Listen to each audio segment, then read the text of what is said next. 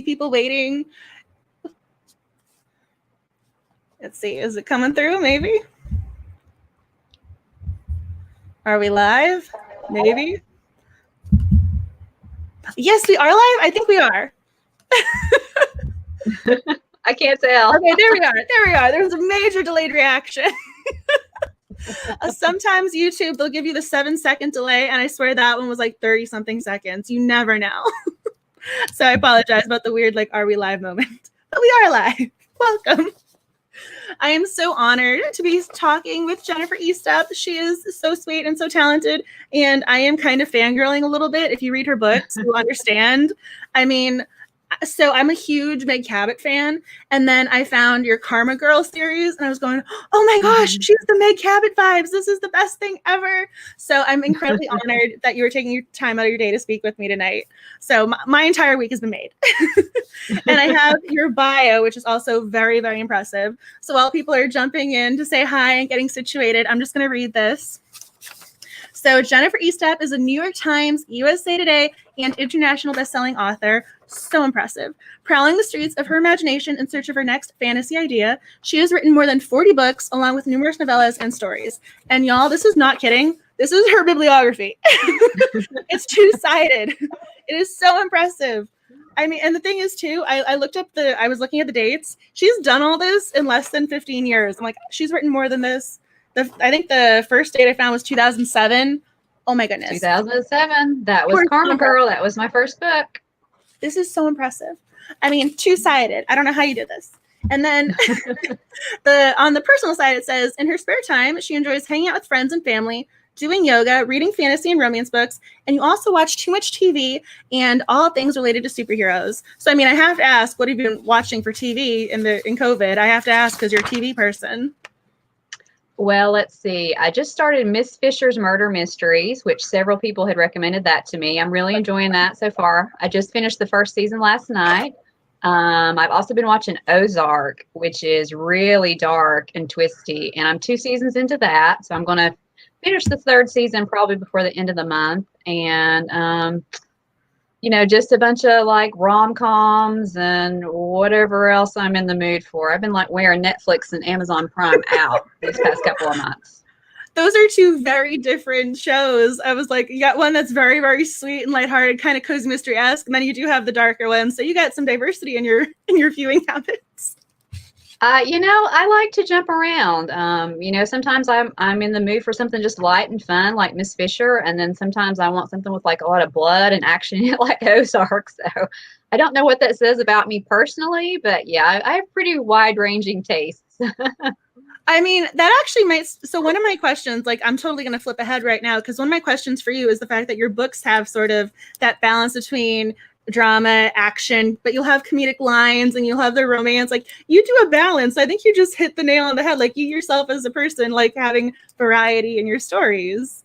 I think we can always talk about this more later, but you just totally remind me, like, that was one of my questions, because I read something like Karma Girl where you have the superheroes, but it's also super funny. You know, I've always liked books and like movies and TV shows that have a little bit of everything in them. Like, I like the action and the adventure and the danger. I like a little mystery element, and I like the romance too. Like, if I could, I guess, sum up sort of like my style in like a movie or something, it would probably be like True Lies with Jamie Lee Curtis and Arnold Schwarzenegger, because you have like the spy action-y element, and then you have the relationship, and then you have the humor too. So that's kind of the sort of the things that I like to put in my books. That is such a good movie choice. I love that. That makes me so happy. That's one of my like classic movies. Like, no matter how many times I watch it, I will always enjoy the same scenes over and over again. You just made my heart so happy. And we did have some people. I mean, it was so funny. I was seeing that it said 8 people were waiting for us to go live, and more people are joining. So welcome. But I was so excited. And some people I know some people are already asking questions. They all want to know what you think about. I mean, because you were just a wealth of information. 40 odd books later, novellas, short stories. You were just, I mean, again, like, bow down to you, the goddess. Like, I don't know how you do this. writing those amount of books. I appreciate that. So I'm like, if they have questions, like, I'm going to be asking you the questions, because obviously, like, you're the perfect person to ask. So the first question was from Lady Gizmo, and she wants to know if you treat writing like a job, writing 9 to 5, or how do you get inspired to write? Is it a full-time job, or are you writing on the side? When I first started out back in the 2000s, I worked at a daily newspaper for several years, and I was writing on the side. And then I want to say in late 2010 or 2011, my newspaper job actually got moved to another city, and I decided to see if I could make it full time as a writer. And luckily, I've been able to support myself with my writing ever since. And it's actually more than a 9-to-5 job, because basically being an author is like having your own small business. I mean, you do so many more things besides just writing. So usually, I get on the computer about 8 o'clock every day, every morning. I write till lunchtime. I'll take a break. I'll write a couple more hours. I'll take another break. I'll go back in the afternoon and write some more. And sometimes depending on what I have due or what kind of deadlines I have, sometimes I'll work till like 9 or 10 o'clock at night. And I do that pretty much, 5 or 6 days a week. So it's definitely a full-time job. Well, I hope you enjoy your writing, because otherwise that would be a very, very long day. Sometimes it's a long day regardless. And then I love this question. Can anyone be an author if they put their minds to it? And then a couple questions down, she mentions that she loves making up fun stories. So maybe she could be writing a book or do something worth writing. So can anyone become an author? Oh, absolutely. I mean, if you love writing and you want to tell a story, then sit down and go for it. I mean, I don't care if it's a poem or a short story, or you want to write a big fat epic fantasy book. If you have the inspiration and the desire to do it, then do it. Even if it never gets published, even if you just write it for yourself, it's still a really big accomplishment. So absolutely anybody can be a writer. I love how he pops his little head up on this note. He's like, yes, I agree. He wakes up just in time to be like, yes, anyone can be a writer. And then Jamie Palmer wants to know if you work on multiple stories at the same time. I do not do that. I find that like I can't really split my focus like that. Like I can write a rough draft or read through page proofs or copy edits or whatever, but it has to be on one book at a time. And I have to like finish something before I move on to the next thing. I don't know. There's just something in my brain that I like to get to the end, or at least the end stage of a project before I switch over and go to something else. I think that makes sense, because I was trying to craft my questions, and I've been reading your fantasy books, like that makes total sense to me, because you have to create worlds, and you have unique worlds onto each book. They're not overarching, so each series is its own entity. So I think that makes sense that you'd have to focus on one at a time. If you did write simultaneously, I would not know how you would keep those worlds separate. I would just be like combining terminology and be like, wait, which fictional world goes there? Which fictional world goes here? I mean, at least if you do it that way, like no wonder your books are so well written, because obviously you're in the zone the entire time. You're in that same fictional world. Yeah, and I do think that, just working on one thing at a time helps, like you said, to keep the world separate and distinct, and, the voices fresh too. Oh, no, that's a great question. And then one of the other ones I saw pop up, I was going to say, oh, hi, Victoria Campbell. I see the little question saying hi.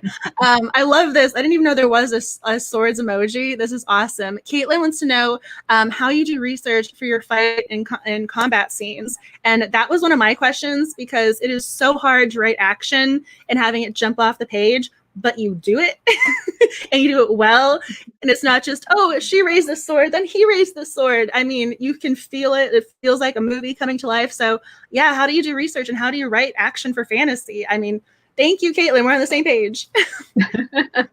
Well, I have to say, it probably goes back a little bit to when I was a kid, because some of my favorite shows were like the old Wonder Woman series with Linda Carter. And I also really loved the A-Team. And, both of those had a lot of action in them. Yeah. And plus, I watch a lot of action movies and superhero shows and stuff like that. And when I do sit down to write a fight scene, I do see it in my head like as a movie, kind of like unspooling and the different scenes. And then also one thing that I think helps when you're writing action scenes is to kind of, like you said, don't make it just, oh, she raised her sword and she stabbed him and, this, that, or the other happened. Like to focus on the little details, like what color is the blood, or like the rasp of the sword, cutting through the air, or, the sound of someone's scream and that sort of a thing. So I think focusing on the little details can really, help you bring your action scenes to life too. And then something else that's helped me a lot is, like you said in my bio, I love to do yoga. And, when you do yoga classes, you find out pretty quickly, like, which way your body will move and which way it won't move. So that can be helpful for writing action scenes too. I think I found out more ways my body couldn't move. It's like, it's time for child pose again. Definitely. Some Shavasana. I mean, I have to ask, because you are a superhero person, are you a DC or a Marvel person? Oh, definitely Marvel. I mean, I like Wonder Woman and some of the DC heroes, but like, most of them are just like too powerful, or they're too goody-goody, I think the Marvel superheroes are more grounded and more complex. I'm like, that is a very fair assessment. And then I see the comment. So I don't want to mispronounce. Zahara loves your Crown of Shards series, and I totally agree. I had to like get this out of storage because I was like, kill the queen, kill the prince. I was like, this is great. I totally agree. That was the series that got me, because that was when I actually met you the first time. So again, most of my books for you were ebooks, but I have the uncorrected like autographed proofs of those, and I feel so special that I'm like, oh, I got one of the original printing. I totally agree. I was like, all the love. I mean, all of your series are great, but that's the one where I've got to meet you in person. So I was like, special place in my heart. And I think that's how it goes for a lot of people. Like the first book that they read by an author is the one that they like the best, because that introduces them to the author's writing and the world and the characters. So I mean, I get it. I also love the little write-up. I put it down in my notes. I love how like I haven't even gotten to my little notebook, but I love the opening that they have for Goodreads for it. So Gladiator meets Game of Thrones. A royal woman becomes a skilled warrior to destroy her murderous cousin, avenge her family, and save her kingdom. Like, what a write-up. That is amazing. That, I mean, as soon as you combine Game of Thrones and Gladiator, I'm like, I'm here for this. I mean, Max's name is Maximus because of Gladiator, the movie. So, fun fact for everyone who's been watching this channel and just learned that. That's awesome. Okay. I was going to say, this is another one of my questions that I had written down. With so many books and series, how do you keep the ideas original and fresh for yourself as well as the readers? That was literally taken right from my notes. I don't know where my notes, but it's there. So same wavelength, because you are so prolific. I mean, how do you keep it? My question was, again, like, you have a series that has 17 books. Like, how do you keep it going for yourself? Because you're in that world a lot with the same characters. So how do you keep coming back to the page again and again and keep the reader wanting the same stories? Because obviously, like, we still want them. So how are you doing this? Well, I think part of it goes back, like I said before, just working on one project at a time. That helps me a lot. And then, my Elemental Assassin series, like you said, 18 books, and then I'm going to publish book 19 probably next year. And one thing that helps me, especially with that series, is just doing story arcs, because you read some book series and, nothing kind of ever really gets resolved. And I like to do sort of like mini arcs within like the whole overall series. So, I might have Jim Blanco as the heroine, and I might have her battle, a bad guy for 2 or 3 or 4 books. But, I like to kind of wrap up one story arc and go into another story arc. And I think that helps to keep it fresh for me, and hopefully for readers too. I mean, so this was one of my questions, kind of dovetailing off of this, is how do you plot or plan a series of that length? I mean, did you know going in you were going to be, I mean, honestly, like, some people will do the 3-book deals, and you're on book 18 now. So how do you plan for something like this? Do you take it one book at a time? Do you plan like in stages or chunks of books? So what is your process for crafting a series that is this significant in length? Well, sometimes, like you said, you get a 3-book deal from a publisher, and you know that they want a trilogy. So you have 3 books to sort of do your whole story. With the Elemental Assassin series, I think I originally got a 3-book deal for that. But, I kind of pictured the first story arc going for 5 books. And, luckily the first couple of books sold well enough that I was able to do the 5-book story arc. And then they kind of just kept selling, and the publisher was like, well, we want some more books. And it's kind of like, well, what do I do now? We're like, we just keep needing them. Because I'm pretty much a pantser when it comes to writing. You know, I write in first person. Yeah, I'm pretty much totally a pantser. For me, it's all about, you know, the heroine and who she is and what her magic is and how she can use it to defeat the bad guys. So when I sit down to write, you know, I kind of think about the big turning points of the story, but like I don't do outlining or character, you know, storyboards or anything like that. I just kind of sit down and start writing, and sometimes it works out well and sometimes it doesn't work out so well. But after I finished the first 5 books for the Assassin series, I thought, you know, I'd kind of given her happy for now ending. And then I thought, but what happens after that? You know, because that's where a lot of the books end. But it's like, okay, if you've, you know, slayed the dragon or you've conquered the kingdom or whatever you've done, it's like that would just bring up a whole host of new problems. So that kind of, you know, helped me flesh out the series and keep writing with my Assassin books. So I am so surprised that you're a pantser, because one of my questions was about backgrounds. And so again, I'm very much one of those people where like I'm going to try and avoid spoilers, but we meet Lucas and kill the queen, the very first book in the Crown of Shards series, and then in book 2 we find out a little bit more about his family background, and I'm thinking, oh, this is such a natural progression. How did she do this? And you're finding out all these details and it just flows so naturally. So I mean, that just kind of came from within, because in my head I'm thinking, oh, she totally planned this out in book 1, and oh, maybe this was one of those, like she's planting a clue there. I mean, so you just totally kind of came up with that when you sit down to write book 2. I mean, I'm just trying to kind of figure out how you are able to create this backstory that feels so intricate. And again, these characters are so dimensional. But I mean, that's fantastic if you can do it without an outline. I mean, because in my head, I'm picturing you with like, this is what he was like when he was 5 years old, like having a very intricate outline. Well, you know, when I think about the characters, I do think a lot about their backstories, you know, starting with book 1. And you know, when you're writing a romance, I know a lot of people say, you know, what's the worst thing that could happen between your characters and what's like the thing that will keep them apart, you know, the longest or whatever. And, you know, I do think about that, and I try to come up with the backstory, some kind of a natural conflict. You know, for Lucas in the Crown of Shards series, it was the fact that he was this bastard prince and kind of like, I don't want to say a second-class citizen, but sort of within the world, that's kind of what he is, because, you know, his parents weren't married. And then she's queen, so she's expected to marry someone, a legitimate royal, and it turns out to be, you know, his brother. And so you just kind of keep piling on the layers and the layers of like obstacles and things that could potentially keep them apart. But I do plan some of that out, you know, whenever I first sit down to start a series. And then as I go along writing the series, you know, ideas will pop up, and I do plant those little clues, like you say. Okay, so it's not just in my head imagining that those little things. Because when you say you're a pantser, I'm going, how is she doing that then? I mean, because otherwise, like, I would not be. I mean, that I don't know where that talent would come from. That is just mind-boggling. I mean, that is. I mean, it makes so. I don't know how you do it. It's incredible. I'm like, bow down. I'm going to dub you like the queen of fantasy romance. Like that is your new title.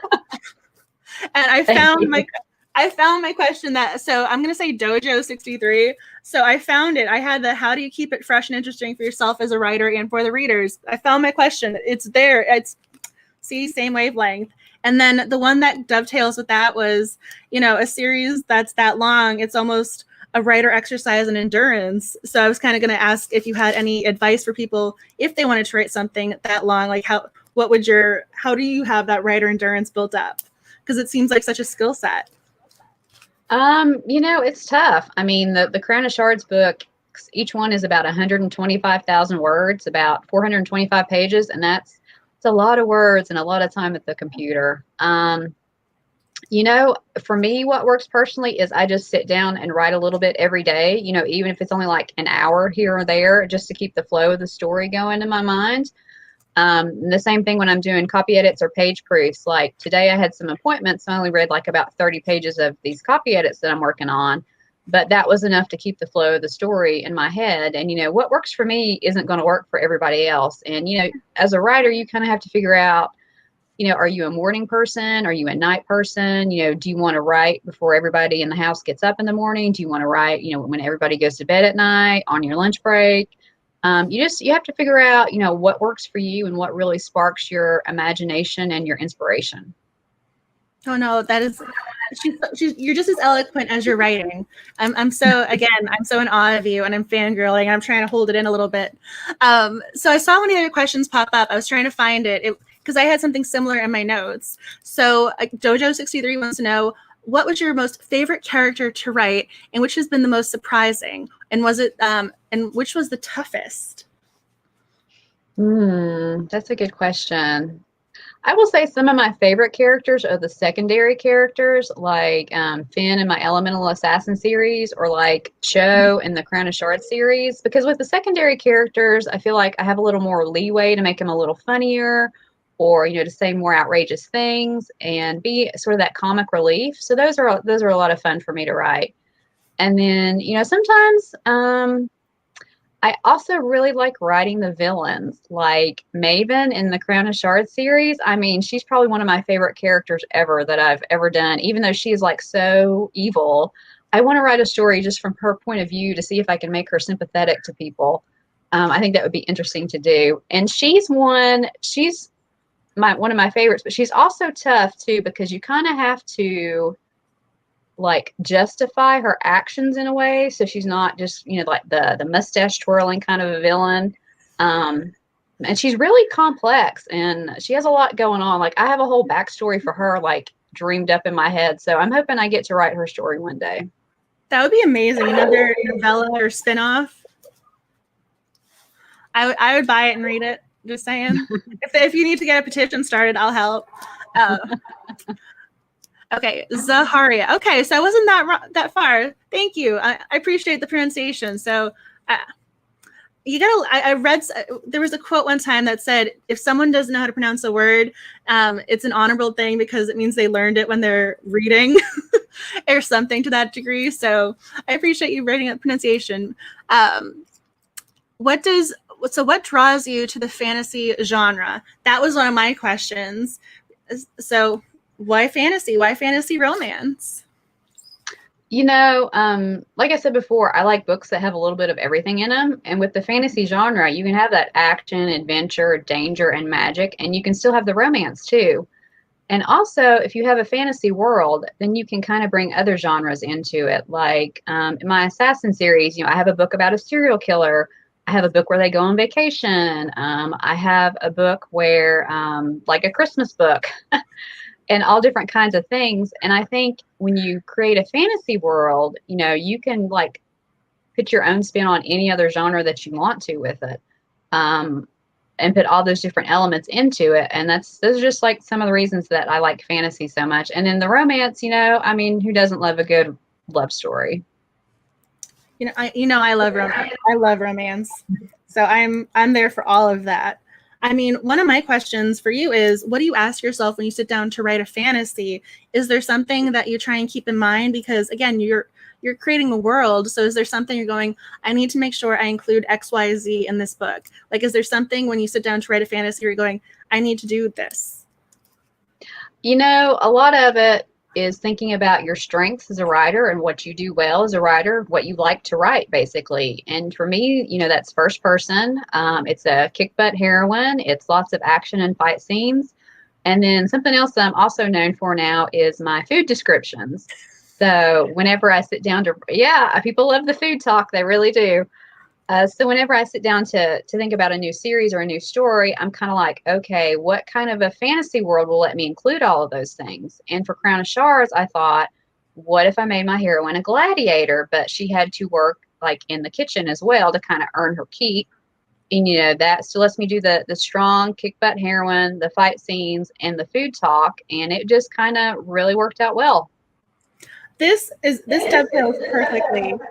So again, I've been preparing for this interview because again, I adore you, and I was going, I want to do such a good job for her. And so I was going through your Goodreads reviews, and I was going through all the pages, and I'm going to just say, so it says they refer to them as kick-ass and badass heroines. Those are the phrases I saw most frequently when it came to your Goodreads reviews. And every time it put a smile on my face. So, and then I just saw one of the other comments pop up about writing heroines Yeah, how do you go into making your heroines so likable while still making them flawed so you don't hate them because they're too perfect? And this kind of like, again, goes right back to like, how do you create strong, likable female leads? Because that is something so difficult to do. And it is hard because, like you said, you don't want somebody that you can't relate to, or you don't understand, or who just comes across as not a very nice person, somebody you can't root for. And for me, I think a lot of it is, well, for one thing, I do love the tragic backstory. Making the heroine, on a quest for revenge or something, kind of like the guy in Princess Bride who's like, "You killed my father, prepare to die." I love the movie I do love a good tragic backstory, but I also try to make them relatable. Like with Jen Blanco, my assassin series, she runs a barbecue restaurant and she loves to cook for her friends and family. That's one of the ways that she shows people that she cares. And I think pretty much everybody can relate to food in some way like that. Like especially for something, say like Thanksgiving, where it's making the meal and then sharing it with friends and family. And, in my other series, I give them other hobbies and quirks and things, like in my Black Blade series, my young adult series, the heroine loves bacon. And again, who doesn't love bacon? So I like putting in little character quirks like that. And I just think it makes the heroines really relatable to hopefully a wide range of people. Are there certain traits you try and incorporate or stress when you're writing them? Because I love the dialogue and I love their ability to, again, be relatable. So is there a way that you try and, so is your descriptions of realism in that way? Again, like when you say like, who doesn't love that? That's like when people say, yeah, I love cupcakes. Like everyone has something like that. So is there a certain trait you're going, oh, I want to get this personality, to come across this way? Is there something going, I want them to come across as strong, I want them to come across as intelligent? I mean, do you have some go-to kind of adjectives for them that you're like, this is what I want to accomplish? I always want my heroine to sort of have an inner toughness, because I put them through the ringer pretty much in every single book. They barely survive. So I think sort of that. So sort of that, that mental inner toughness is something that I really like to put in all the books. And then, like I said, just fun things too, their hobbies, their likes, their dislikes, everything that would go into building a well-rounded character. I mean, it's kind of fascinating to me because you have an assassin, but I'm rooting for her. And you're going, wait, didn't you kill people for a living? But you're going, oh, but I still like you. You're the heroine of this story. So, I mean, that's a very impressive task to accomplish. I saw there were other questions popping up. So are you writing a series about Gemma? I heard from somewhere that you are. I am writing a series about Gemma. It is a new trilogy. It is set in the Crown of Shards world, but it's about 15 or 16 years after Crush the King. So Gemma is all grown up now, and she's going to have her own story and her own trilogy. As of right now, the first book is called Capture the Crown, and it will be out in July 2021. I know I went to your website and I printed off your list of upcoming releases, and I don't know what your life is. You must live NaNoWriMo because you have multiple things coming out. I was very impressed at this. So you have A Sense of Danger coming out on November 12th, and that is book 1 in it's in a new series. Again, I am so impressed with that. Then you have The Elemental Assassin number 19 coming in 2021. And then Gemma Ripley coming summer 2021. And then it says other things will be coming out along the way. I'm like, oh my goodness. Like, keep your eyes out for more. And I'm going, how do you do this? That is such a feat to accomplish. I'm so impressed. Some people would be happy to just finish one book. And here you are with like your bibliography again being double-sided. Well, it's kind of the good and the bad thing about being a genre writer. People always want the next book and they want it right now. And so you have to keep working. And, it's also a financial consideration. More books hopefully equals more money. So if I don't write, I don't pay my bills. So, it kind of all goes hand in hand. So I saw, I think I'm like, she said somewhere she's going to write a baby book. So this actually goes right in hand with this because you do have novellas and short stories that have been published. And I think they're all with Kensington. At least the ones that I saw on Goodreads were Kensington. Like you have Mythos Academy. You have 7 you have one prequel and then you have 7 short stories and novellas. So do you have any advice for writing a shorter fantasy? Because you have obviously less words to create your world. So how do you balance your fantasy elements with your storytelling? So what is it? How do you approach writing novellas differently than writing a novel when it comes to fantasy? Well, if I'm writing, like, say, a novella in my Elemental Assassin series, or if I was to write one in my Crown of Shards series, the world and the magic system is already developed. So you wouldn't necessarily have to spend as much time on that in a shorter novella, because like you said, you don't have the space for that. I try to treat the novellas and the short stories almost like mini little standalone adventures, like in the James Bond movies, they always do like a little action sequence teaser in the very beginning before the music starts and the credits roll.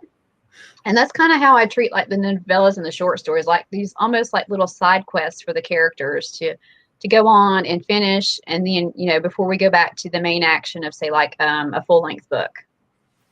Oh, there was one, again, you have so many books. You had one from the male perspective. So you had his book, it was kind of an in-betweener. So that's interesting, though, because I understand exactly what you mean, like the world's already in place. Do you keep a series Bible off to the side? Like, once you create your world, do you have a binder or some way to just keep it straight in your head? Because I was writing down some of the terminology, and you very much kind of have one, like the J.K. Rowling, like you're making up words, you're making up locations. Do you draw little maps? Like, okay, this is where I said everything was. I'm just kind of curious how you keep it straight, because there's a lot of detail. And again, also I want to know how you make up words, like how you determine this is a word I'm making. So how do you keep that straight? I actually cheat. This is going to sound awful. Most of the time when you have a traditionally published series, when you get the copy edits, the copy editor will go through your book and do a style sheet, of all the character names and their descriptions, what they look like, and, everything like that. That's really handy when you're writing a long-running series. You can just kind of click on it and say, oh, yeah, I used this name 4 books ago. So I kind of cheat and use that as my series Bible. And then if I have a question, I'll just go look it up in the book. I've tried to do a series Bible before, but it kind of feels like I should be using that time to write the next book instead of, going through all these details of the previous books. So that's just kind of like my system that works for me. Although I actually have had to draw maps for the Crown of Shards series. And they are terrible little stick figure maps that will never see the light of day. Trying to figure out like where to put all the little kingdoms and rivers and mountains and things like that. And then the artist takes them and does a beautiful job with the maps in those books. They're really works of art, and they are much better than my little stick figures. I mean, just even the terminology. So again, I'm probably going to butcher this. Psychometry magic.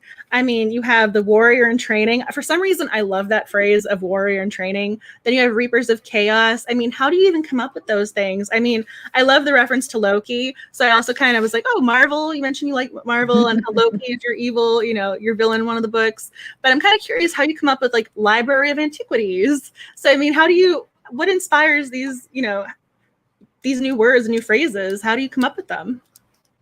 Well, for the Mythos Academy series, several years ago, I want to say again, back in the 2000s, I went to the Parthenon in Nashville, which is really cool. And they have this huge giant statue of Athena, and she's holding a smaller statue of Nike, the Greek goddess of victory, in her hand.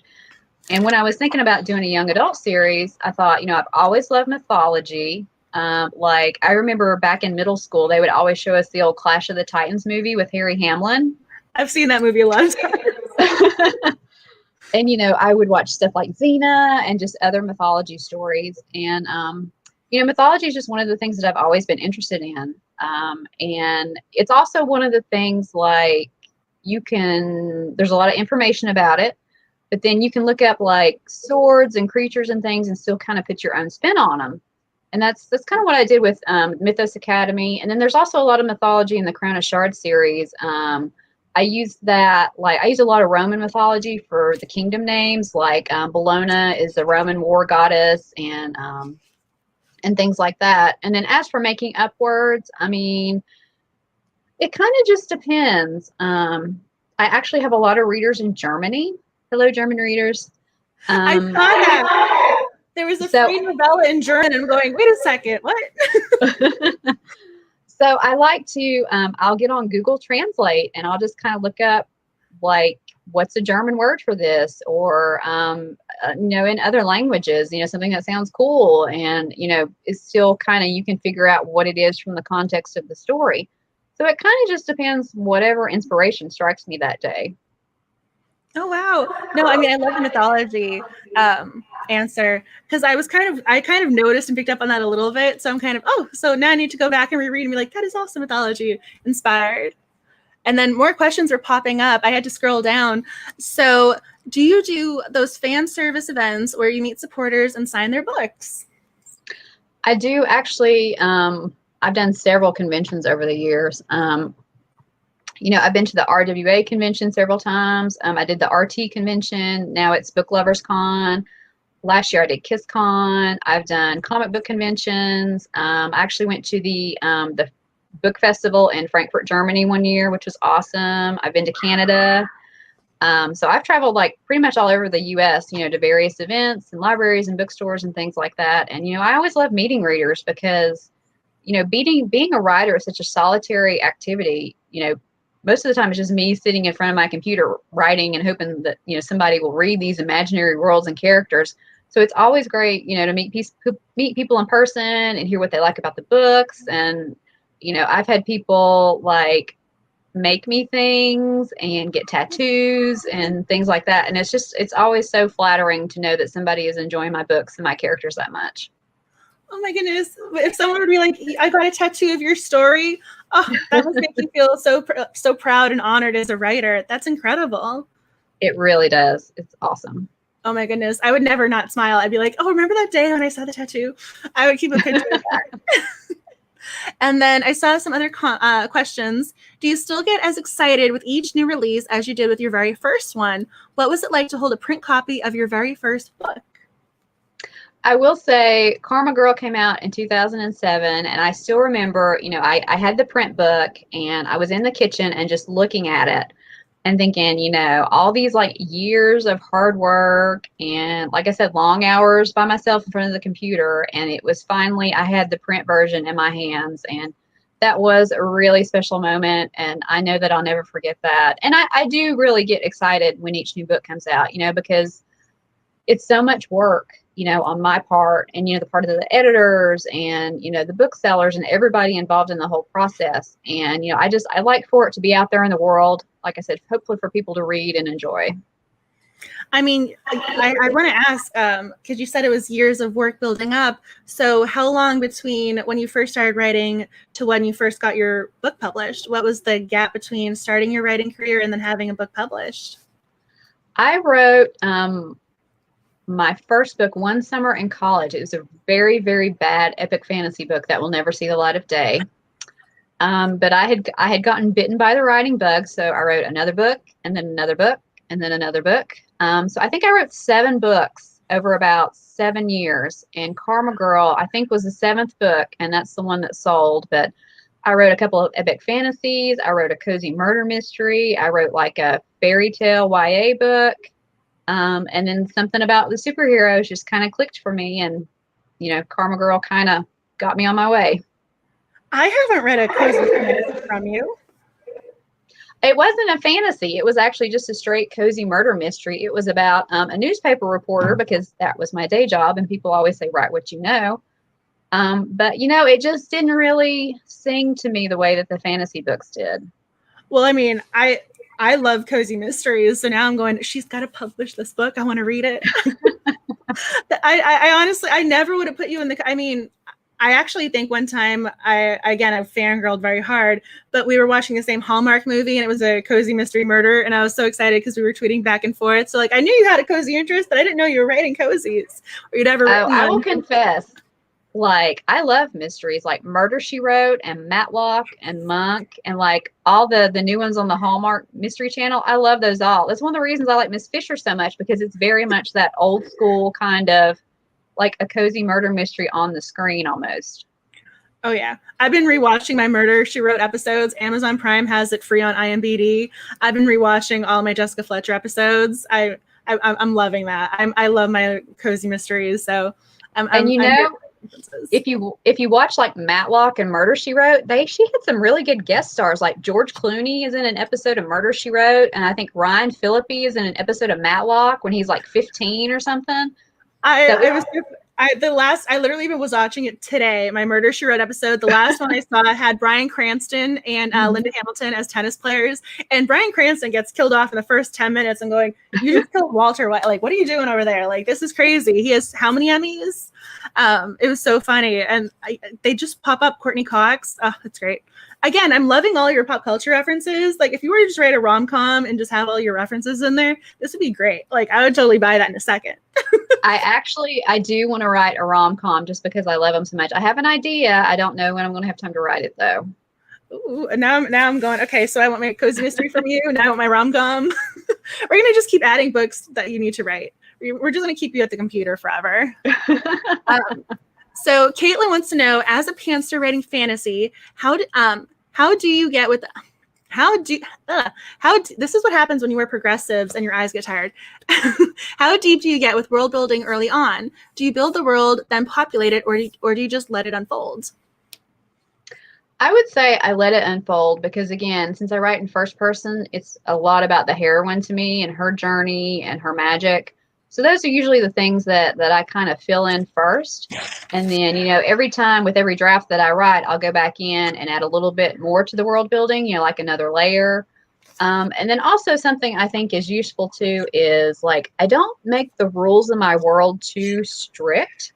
Because you never know, like you might be 3 or 4 books into a series and you want to do this really cool thing, but then you've set up your rules so you can't do it.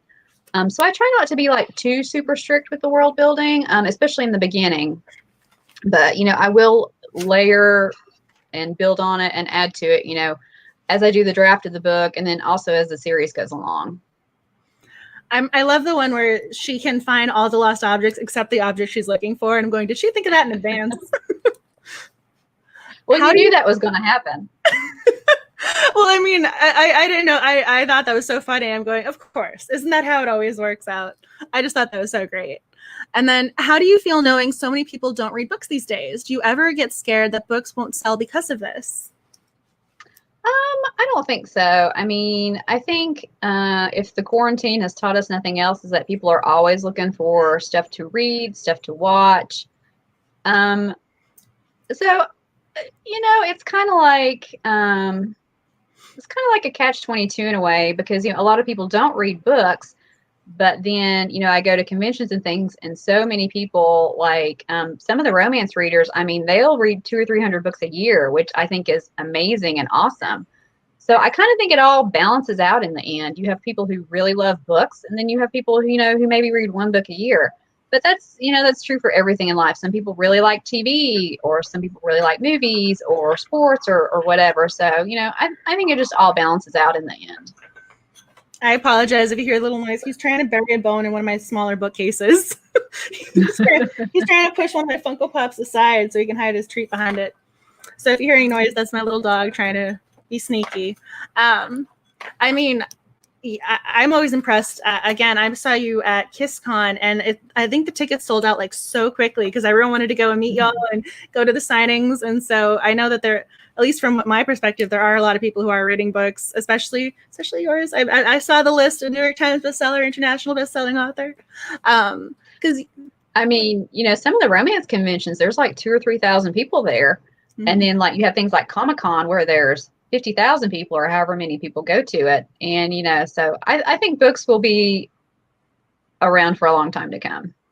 So speaking of, I think I'm trying to think how to phrase this as a question. So you're kind of in this really great position though, because the romance community is very voracious. So my dissertation is actually on the romance genre fandom, and I'm writing up my analysis right now. And I did all my interviews, I did the survey, and on average, romance readers are reading at least 100 books a year.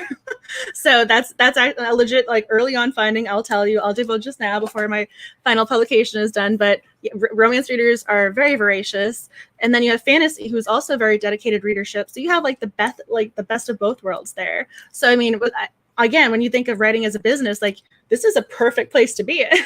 Was that intentional, or did you just kind of, because it's both things you love? I started out in romance because one of the first events that I ever went to was Romance Writers of America, like one of the regional conferences, and I went to pitch a book to an editor. And I remember, I don't remember who the speaker was exactly, but it was a paranormal romance author, and she gave this beautiful speech about like how she had got her start and sort of the struggles and things she had to overcome. And it was a really great event, and it really got me interested in Romance Writers of America and that sort of a thing.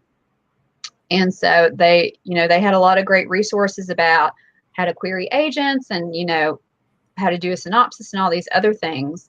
And then, that led me to other writing groups like Science Fiction and Fantasy Writers of America and that sort of a thing. And also, when I first started publishing, paranormal romance was the hot genre. So that's kind of where I got my start. And, I've been doing it ever since. I've done urban fantasy, and now I've done epic fantasy. But I think every book that I write will have at least a little thread of romance in it. Oh no, I think I love romance, so I'm always there for that. It was so funny. One of your series, you have the detective who's the love interest, and all of a sudden a secondary love interest came in. Like, how is she? You're giving me my love triangle, but yet I was still there for it. I was still happy. I was loving the relationships. And then I saw other questions were popping up. So how do you handle bad reviews of your books? That is an excellent question. Well, if you're a reviewer, please don't tag an author on Twitter or Facebook if you do a really bad review of their book, because that can depress us quite a bit. Everybody likes different things. Like I love rom-coms and fantasy books, but I don't like historical fiction that much or science fiction that much. So, I try to be pretty laid back about it. Now, sometimes you will get a really nasty review where somebody says you're the worst writer ever and your book should be set on fire and that sort of a thing. And you just kind of, yeah. People can be pretty mean sometimes, and you kind of have to just kind of set it aside and concentrate on the good reviews and the things that people did like in your books. So that's kind of one way that I do it, although it can be really hard sometimes if you see a really bad review. I mean, so do you have any way to kind of pick yourself back up of, I'm going to treat myself to this Starbucks drink, or I'm going to get myself my favorite ice cream? Like, do you have something to kind of pick you back up? Or I mean, again, I was going through your Goodreads reviews, and you have way more positive reviews than anything else. I mean, I think on average, you have one of the highest ratings I've seen. You have a 4.1 average Goodreads rating, which was very impressive. I didn't know that was high for Goodreads. Thank you. Yeah, that's a very good rating. Goodreads, they don't hold back. People are they get honest there. So you have a very high rating on Goodreads. But I mean, but how do you deal with something like that? Because I mean, I'll be honest, like whenever something, when a professor says something, like I always end up like, I need to go watch my Monk marathon, or I need to go watch Frasier or something. Like, how do you sort of bring yourself back out of it and stay positive? Like, no, this is what I want to do. This is my life. Like, this is what I want to spend my time with. Like, how do you get back into writing the book, or do you ever stop? Writing is definitely not for the faint of heart. I mean, once you publish a book and put it out there, pretty much everybody's going to have an opinion on it, good, bad, ugly. But you kind of just have to keep going. If you have stories you want to tell, then you sit down and you write them and you tell them. And some people like them and some people won't like them. And like I said, you just kind of have to focus on the positive rather than the negative. I will sometimes email or call one of my author friends and complain about a review. Everybody needs to vent every once in a while.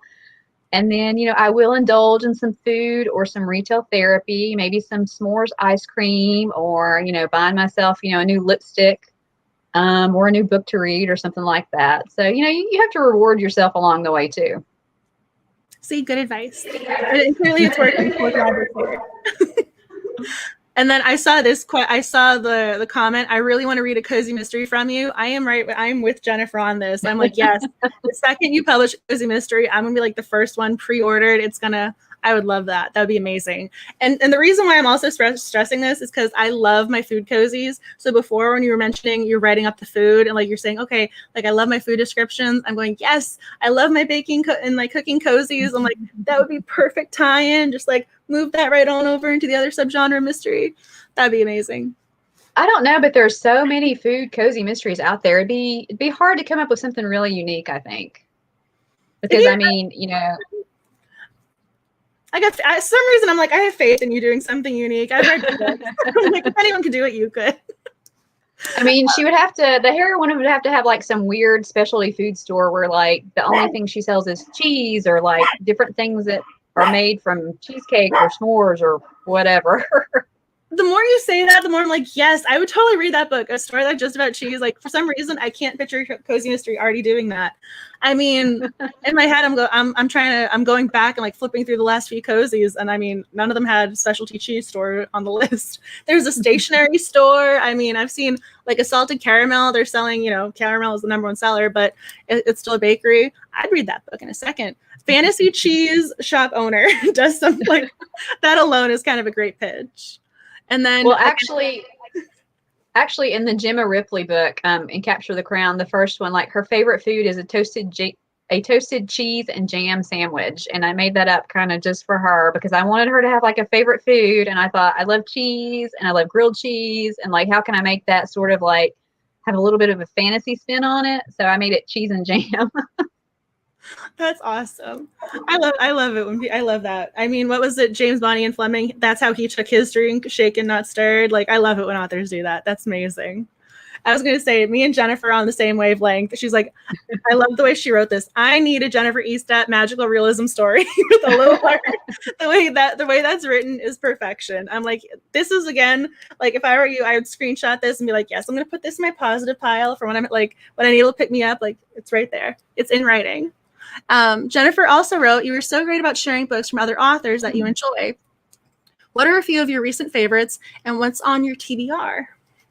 Ooh, that's always a good question. I don't usually like read a series back to back, but maybe just because the quarantine or, I've been at home so much more, but I've binged out a couple of series lately. I really like the Consortium Rebellion series by Jessie Mahalik. I hope I'm saying her name right.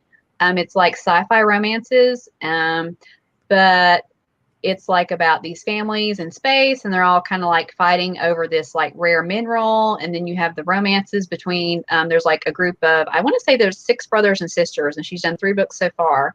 Really enjoyed those this year. Right now I'm reading A Court of Thorns and Roses by Sarah J. Maas, which she was going to be at a Polycon this year, which got canceled, unfortunately. And I've seen so many good reviews for that series. I'm really enjoying that. I'm trying to think what else I've read lately. It's been a blur. Like, it's like, what day is this? What month is it? Is it still 2020? I've lost all track of time. Like, you could convince me to say any month of any year and be like, yeah, sure. Like, I believe you. I have a bunch of rom-coms on my TBR pile. I just finished The Worst Best Man by Mia Sosa. That one was really cute. Let's see what else.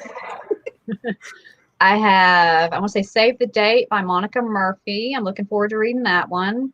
And the book pile is like right over here, and like I can't even think of the books on it now. I've downloaded, like, I share those ebook sales, and then like I go back through and like click on every one and buy all the books. So I'm like, I downloaded. Yeah. I have a lot of YA on the TBR pile too. I have Spin the Dawn, I think is the title, about Elizabeth Lim. I hope I'm saying her name right too, which is described as Mulan meets Project Runway, which I think sounds awesome. I read The Cruel Prince by Holly Black. I really like that one a lot. I have like tons of things on the TBR pile, and I'm also really looking forward to the Christmas romances like that, start coming out in September, because I love like the holiday rom-coms on Hallmark and Lifetime, and like I'll watch all those. So I love reading the Christmas romances. Yeah.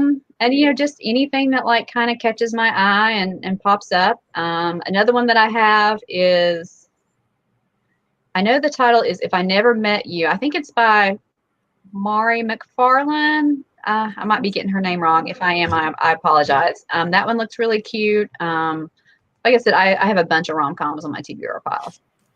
You got me looking around because I was looking at my Nancy Nagel pile because she has her Christmas romances. I'm going, yes, you're speaking to my reading heart over here. I'm like, yes, all to what you just said. And then the ones I haven't read, I'm writing down because I need to add them to my own to be read list. And I was going to say the comments right here are amazing. So I think, again, this is like a focus group for writing your cozy mystery if you ever decide to. And this is too great not to be written because I love this. So there are a lot of cheese shops, libraries, bakeries, but nothing. There are a lot of coffee shops, libraries, bakeries, nothing with cheeses that I know of. And I'm right there with you because, again, I run the Cozy Mystery Book Club, YouTube, like the original Cozy Mystery Club. And I've never read a cozy just on cheese. And then I love this comment. Magical cheeses, each different flavor would give a different magical response. And then Jennifer's like, that's a really good idea. I love that. That is like why I'm like the focus group. That is a great idea. Please do that. Even if it's just a short story, just like appease me. That is amazing. I am so magical cheeses. Maybe I could do like a fairy tale with magical cheeses. Like Hansel and Gretel, but with magical cheese. So, I mean, Hansel and Gretel is kind of dark. Like, you could totally do something with that. That'd be amazing. The idea was born here first, people. It's going to be archived. Yeah, instead of like candy canes and gingerbread, like the witch's house is made of cheese and it smells really bad. And like the roof is one sort of cheese, the door is another. You can't, no matter which one you eat, something's going to go wrong. Yes. The Christmas romances, the magic of the holidays, and all the HEAs. I know. I think we could.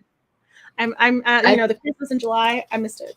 I already missed it. I'm like, I already missed my Christmas in July. December, get here. You know, I think this year I just like more than ever, I just like want to escape in the Christmas romance and look at the pretty scenery and the pretty people for 2 hours and like not think about the real world. I want to look at the pretty people for 2 hours. That was great. And then Jennifer's with me. She's totally there for the magical cheese shop fairy tale. Oh, yeah. And so if anyone has any other questions, please type them in. But I wanted to do lightning round, this or that. You want to? Okay. You ready for this? Okay. I'm ready. So Mac or HP? HP. Coffee or tea? Tea. Iced tea. Well, the next one was going to be hot or cold, so you already answered that one. So decaf or regular? Regular. What's the point of decaf? Plain or with cream and sugar? I like it with sugar because I am a Southerner, but I've been trying to do better with my diet, so plain. Music when writing or silence? Dead freaking silence. Word doc or Scrivener? Just a Word doc. Do you edit as you go or edit at the end? Edit at the end. Do you prefer writing at home or writing at cafes? Writing at home, again, dead freaking silence.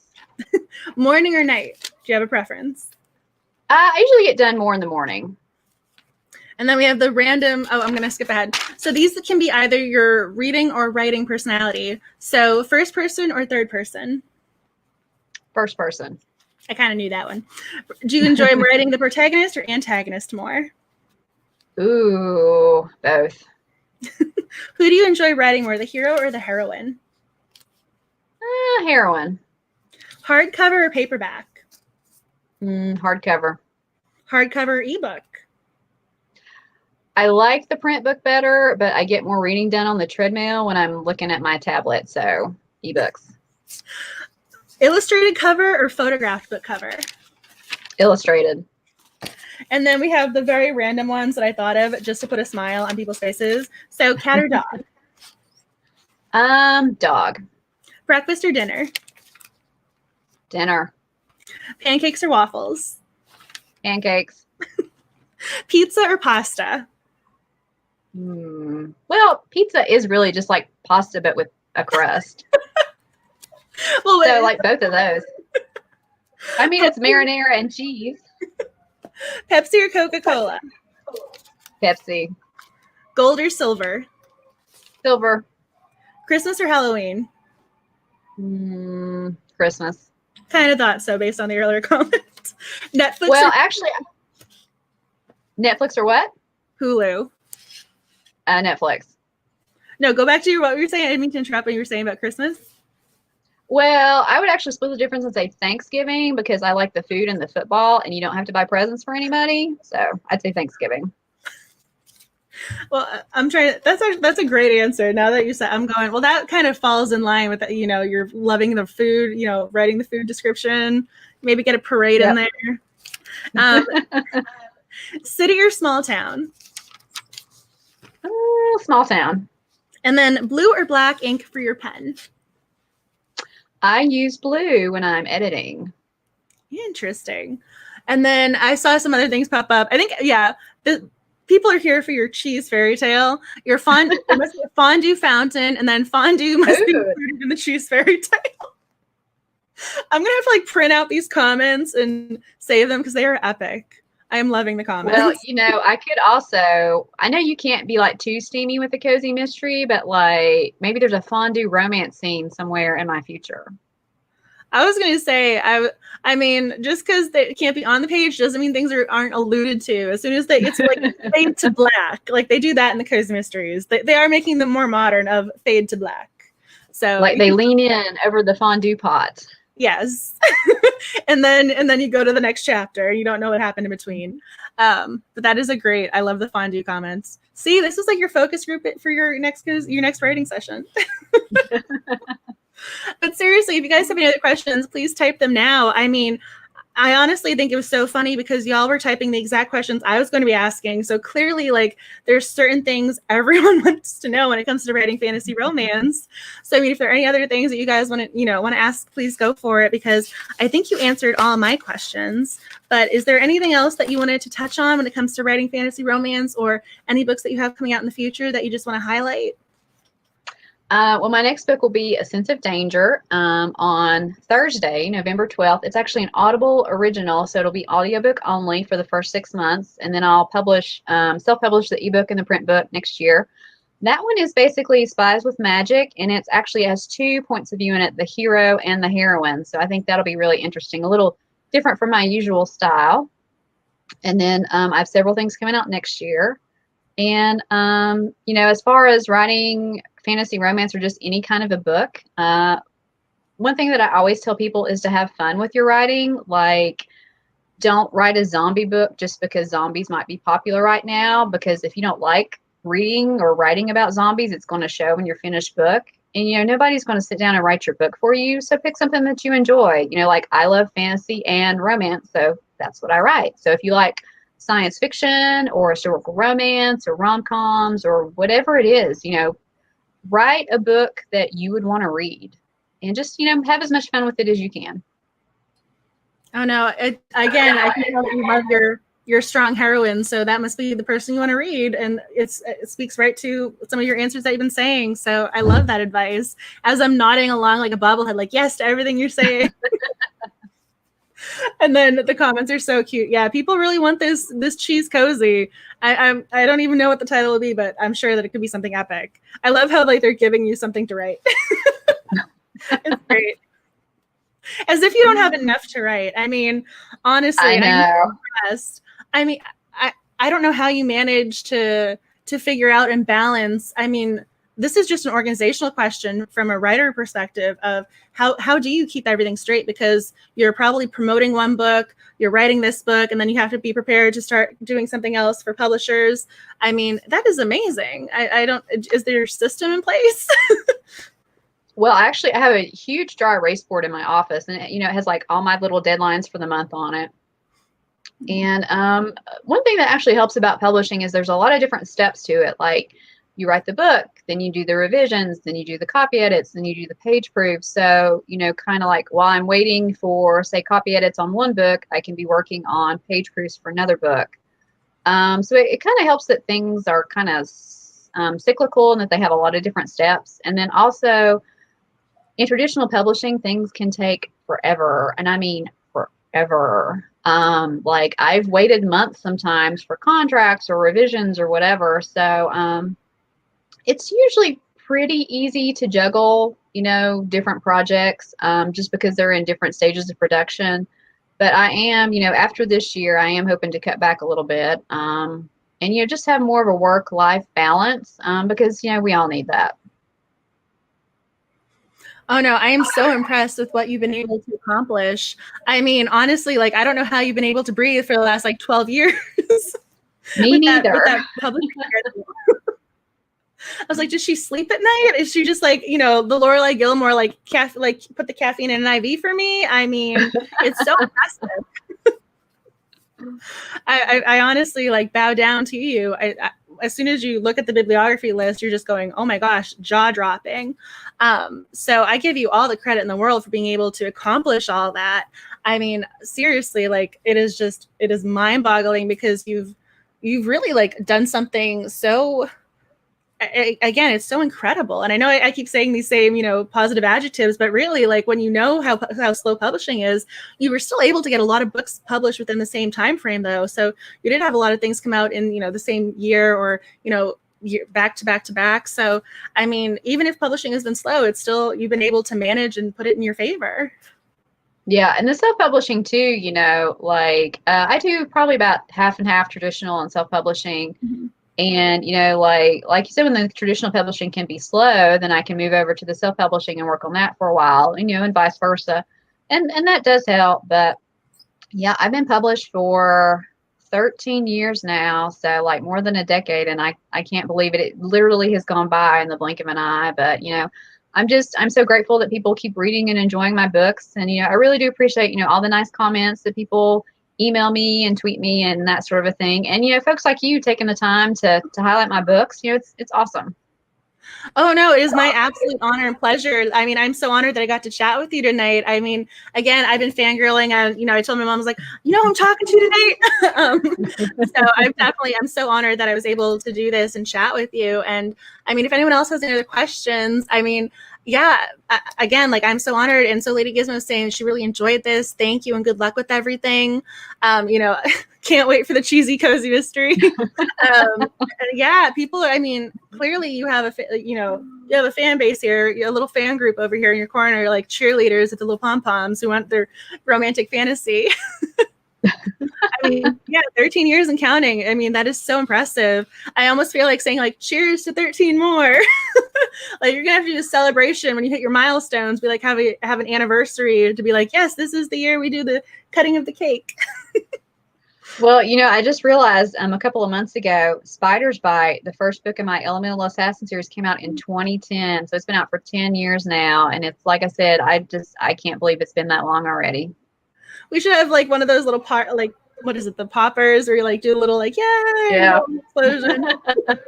You need to see, again, your s'mores ice cream. You should do something to celebrate, because you totally deserve it. And it is so impressive. Thank you. The books. I mean, again, I'm just saying, like, cheers to like 13 more years, because clearly, like, people will keep buying your books and reading them. Well, thank you. I appreciate that. I appreciate everybody, like I said, who reads and buys the books and reviews them. And like I said, sends me the comments, and I hope that my books have been able to brighten your day, especially this year when, there's been so much negativity in the world and so much stress and everything that's been going on. So yeah, I've always been able to escape into a good book, and I hope I can, kind of provide that for other people ttoo. I know if you guys haven't read all of her books, please add them to your to be read list, add them to your Goodreads, because they're worth reading. I highly recommend them. All of her books, all of her series, they're just, I'm giving you like the 2 thumbs up. I'm saying add them to the to be read list. And if you're not already following her on Twitter, you should be, especially because she mentions the Hallmark movies that she was talking about earlier, the Christmas movies. I got to chat with her live when she was live tweeting one of her Hallmark movies. So go follow her on Twitter for when she does that again this Christmas season. So, I mean, if there's any other questions, please get them in now, because otherwise my dog is wondering why I've been ignoring him. I don't know if you can hear the little like, play with me, mommy, but he's starting to get curious. But I am so thankful. Gotta keep Max happy. Oh yeah, he's the fur baby. He is in charge.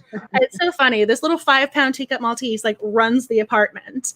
He has more stuff. It's ridiculous. He has a dog bed for like a Labrador Retriever. He just, anything he wants, he gets. So I am so honored, and I'm so appreciative of you taking the time to speak with me. I mean, you are welcome back anytime, because I am just so grateful and so just like fangirling at you. I'm just, it's been so incredible. I get to ask these questions to you because, again, you are kind of, you're the success story. Like, you made it happen. You're the living proof. Like, people can be a writer. You can write these stories. So thank you for being the inspiration. Well, you know, like I said, thank you for having me, and I really appreciate it. I appreciate everybody tuning in tonight, and, you know, follow me online, because I'll have to start talking about cheese now, I guess. Everyone who's here tonight, they're like, yes, thank you. Like, we are going to like get our cozy mystery with the cheese, and people who have not watched this are going to be like, wait a second, what's with the cheese? I have questions. So, it's almost like you're in the know. Even if it's, I mean, again, it's just so fun and sweet. I mean, I honestly, like, the people in the comments are so great, and thank you for watching. And these comments are just so, I mean, so insightful, and I love the questions. So thank you everyone for watching. I mean, I am so honored that y'all spent the night with us, and I'm, again, so appreciative to you for speaking with me and answering the questions, because, you know, I felt like I learned a lot tonight, and now I want to go read more of your fantasy books, even though I've already read them all. I gotta go reread them now and look for my mythology in action, be like, okay, now I get this reference. So I feel like you just added to my to be read list, even though they were already accomplished. So thank you. I see everyone saying good night. So thank you so much for watching, and thank you. Thank you, guys. And please go follow her on all of her platforms and go read all of her books, because they're amazing and she is awesome. So I think that is the final piece of tidbit I'm going to say, aside from, I think this was just so useful, and I'm so appreciative of you for offering advice. I hope everyone learned something tonight. And I mean, obviously, we're going to have to mark our calendars, because there are more books coming from this prolific woman. So night, everybody. Good night. Thank you.